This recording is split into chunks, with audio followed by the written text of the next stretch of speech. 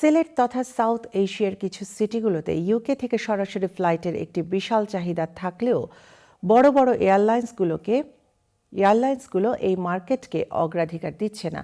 যে কোনো পরিকল্পিত নতুন উদ্যোগ কার্যকর হলে এই ক্ষেত্রে সফলতা পেতে পারেন, কথাগুলো বলেছেন ইউকে ভিত্তিক প্রস্তাবিত নেটওয়ার্ক এয়ারলাইন্স ফিরনাস এয়ারওয়েজের managing director Kevin John still.